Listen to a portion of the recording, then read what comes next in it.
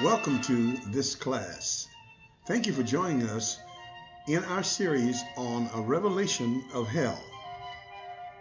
We're discussing the true doctrine of hell, whether or not it's in the Bible or not.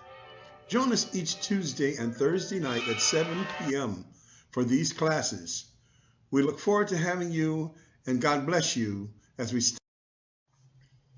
Good morning. Welcome to our 10-minute topic subject teaching this morning. We'll be teaching on the rich man and Lazarus. And we're going to try to do it in 10 minutes. Okay? Now, I will not be able to cover the entire topic, but I will. This is a presentation that is for ministers and Bible college students, people who have a certain amount of Bible background. And so we're going to go through it, and it is designed for you to trigger you and to point you in different directions of studies to confirm what we say in the 10 minutes. And today, this is a part of the lesson of the study on hell, and we're going to talk about the rich man and Lazarus. The rich man and Lazarus is claimed to be teaching about people going to hell and burning in fire. What we have discovered, and what I'm presenting this morning, that the rich man and Lazarus is not about people going to hell and burning in fire. Number one, because that was not the doctrine of the Jews at the time that Jesus was specifically speaking this parable to. It was not the doctrine of Jesus.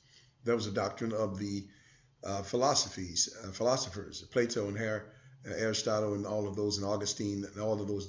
That was a doctrine that we come to the text within the back of our minds. Now, the rich man and Lazarus is a parable.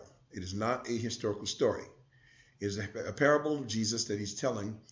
And there are certain things in the parable that are not true to life, so to speak, because parables are often told with things that are not true to life in them, but they are told and used as a lesson. For example, in the story of the rich man and Lazarus, rich man dies, Lazarus dies. Lazarus goes directly to Abraham's bosom. The rich man opens his eyes up in death. The word hell there, it means death. And he sees Lazarus afar off in Abraham's bosom. First of all, in the Old Testament, in the time Jesus taught, everyone who died went to the grave. Everyone who died was buried, the righteous as well as the wicked. So that's against that teaching. Because in all the passages in the Bible, they both go to the grave. The word Sheol means grave, common grave of the righteous and the wicked. So Lazarus does not pass going to. And secondly, Lazarus did not go before God and went to the judgment, as the Bible teaches that appointed on the man wants to die, and after that the judgment. Judgment does not occur immediately after death. Judgment occurs on the end. So this is not a scene of the judgment of both of the men. We find the Lazarus in the bosom of Abraham. If you notice, he did not go to God, as if some people teach that he went to God and then the rich man went to hell. The rich man was not in hell. Let's find out, why was it that Lazarus went to the bosom of Abraham? Was it, if you say that it was heaven, like they teach this thing erroneously, then you're saying that a man just goes to heaven just because he's poor?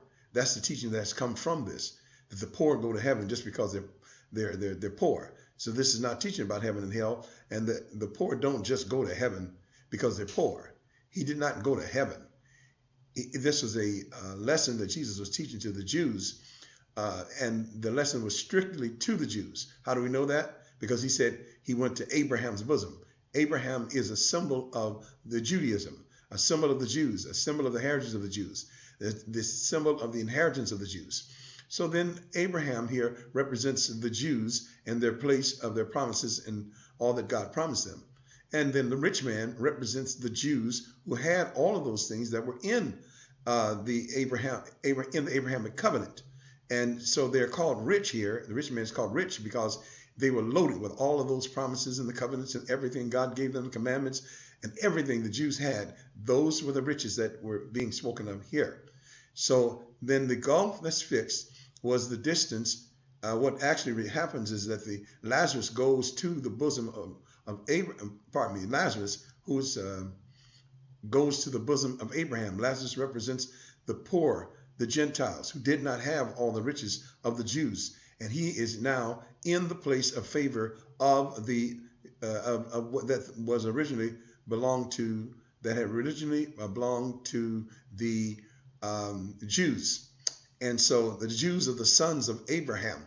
And as far as their inheritance is concerned, that's the reason why when the rich man opens up his eyes, the Pharisees, the Jews, opens up their eyes, they see Lazarus, the Gentiles, the detestable Gentiles, the heathens, in the bosom of Abraham, in the place of favor. This was written by Luke, who was showing that the place of the Gentiles will be switched with that place of the Jews, and that's the way they're going to end up, because the Jews don't appreciate their place.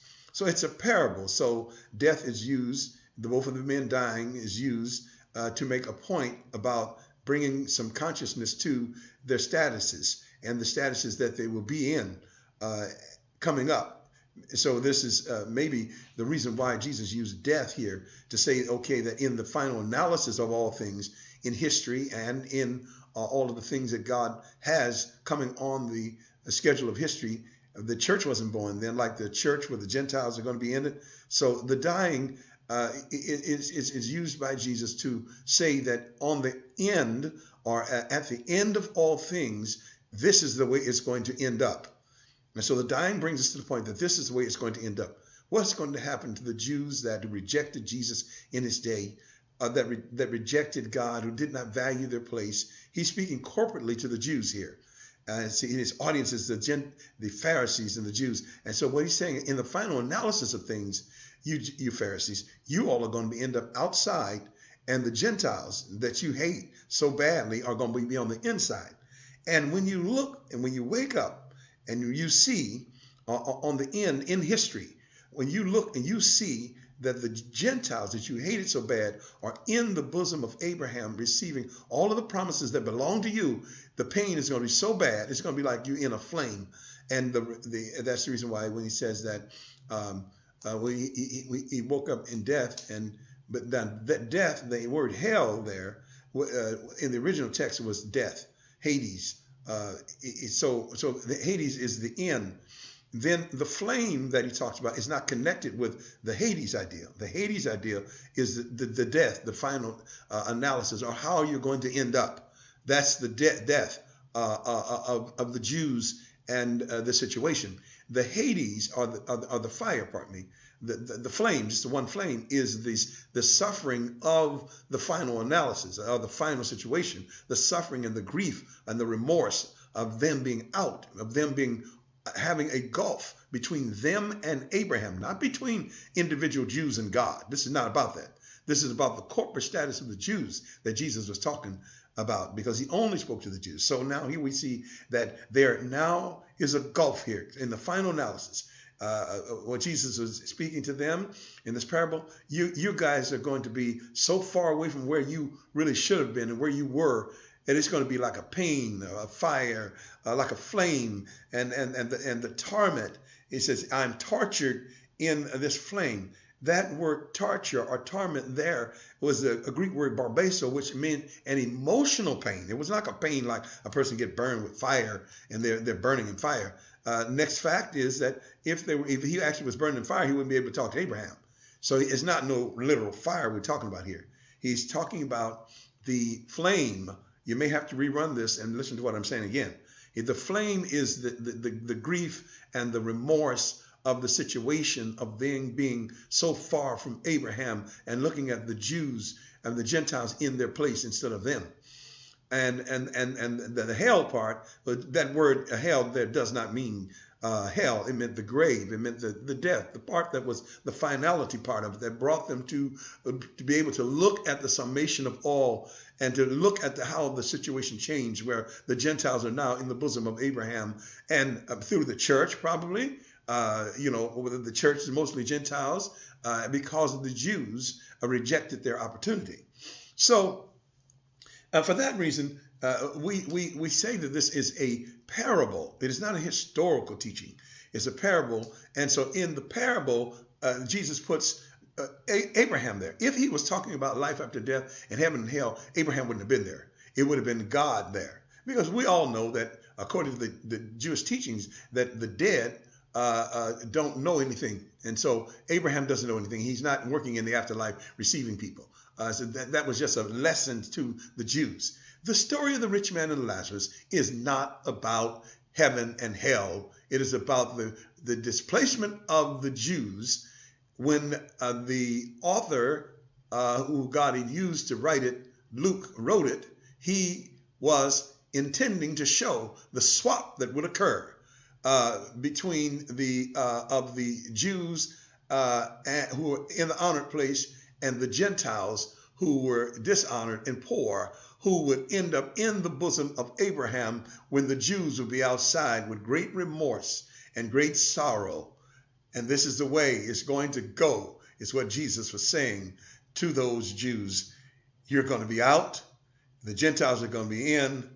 You had everything in the riches of the law and everything like that. If you notice in the parable, Abraham said, you have Moses, you have the law, you have all of that. And now you cannot change that unchangeable status. And so Abraham calls him son because they are the Jews. It's the same thing that Jesus talked about in Matthew 8:13 when he said the sons of the kingdom are going to be cast into outer darkness. The same thing, the sons of the kingdom shall be cast. He's talking about the Jews. And he talked about how the Gentiles in that particular chapter, Matthew 8, how the Gentiles came to him and got the great blessing of healing. He said he hadn't seen all of this face in all Israel. He was comparing the Jews to the Gentiles. And he called the Jews the sons of the kingdom. The sons of the kingdom is the same as the rich man. They are the sons of the kingdom that have this. The same thing that was said in Matthew 22, I believe 22:13 or somewhere down in there, where the sons of the kingdom were thrown out of the wedding feast. The wedding feast was the riches of all that the Jews had, but they were thrown outside into outer darkness. And so the rich man and Lazarus is about that same concept, outer darkness, where they're outside, and the remorse and the torment is the same, expressed by the weeping and gnashing of teeth, which is in Matthew 8, Matthew 22. The weeping and gnashing of teeth is the remorse of the Jews for the loss of their place. Thank you very much. I've talked to you about the rich man and Lazarus. I hope you have enough to go ahead and research what I'm saying. And God bless you. And thank you for our 10-minute effort to do it. We did it in 12 minutes, 13 minutes, but at least we tried. And we try to do this because people are busy, but people can get a lot out of this. God bless you, and thank you for listening in on our story of the rich man and Lazarus, and why we say that you can't teach hell from the story of the rich man and Lazarus. You can't do that. This is another lesson in the revelation of hell. God bless you. Get the book for this series, Origins and Sources of Hell, by Dr. Lawrence Brown Jr. We cover all of the scriptures in the Bible that are claimed to be used as scriptures to support the doctrine of hell. Join us, get the book, and you'll see why we say that hell is from Plato